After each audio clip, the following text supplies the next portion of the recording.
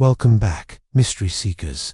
Today, we descend into the haunted corridors of a Romanian abbey, where faith meets fear and a demonic force lurks behind the veil. This is The Nun, the darkest chapter in the Conjuring universe. But what if I told you, some of it might be real?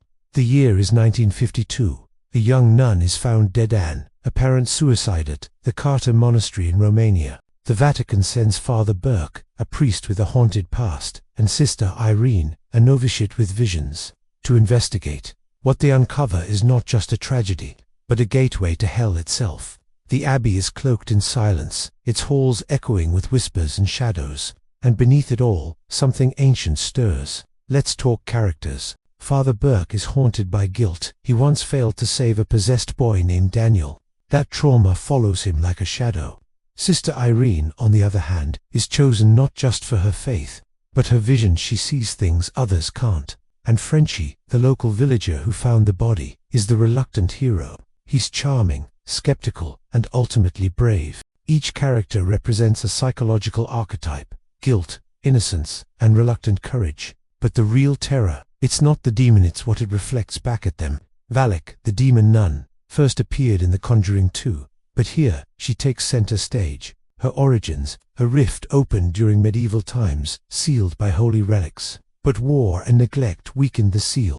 Valak returns feeding on fear, twisting faith, and mocking the sacred. She doesn't just haunt, she desecrates. Her presence turns prayers into screams.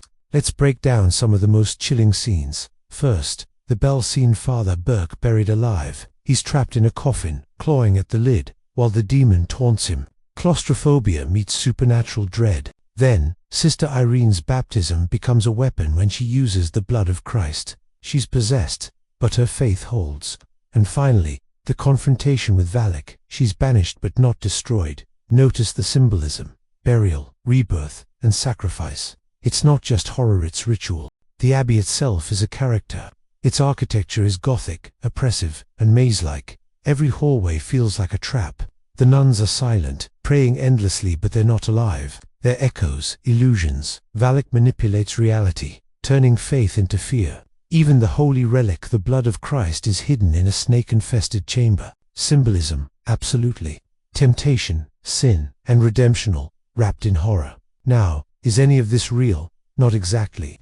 Valak is a fictional character created for the films. The real demon Valak from ancient texts looks nothing like a nun. It is depicted as a child riding a two-headed dragon. The Carter Monastery is real, but there's no record of demonic hauntings or Vatican investigations there. The Warrens' real-life, paranormal investigators, never dealt with a Romanian abbey.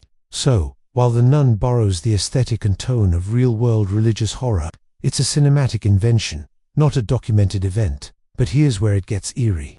The film's production faced strange incidents. Cast and crew reported unexplained noises, cold spots, and equipment failures. Director Corin Hardy claimed he saw a ghostly figure on set, only to find no one there. Coincidence? Maybe. But horror has a way of bleeding into reality. Let's talk themes. Faith versus fear. Can belief protect us or blind us? Isolation: the abbey is cut off, mirroring psychological isolation. And the feminine divine Irene versus Valak, purity versus corruption.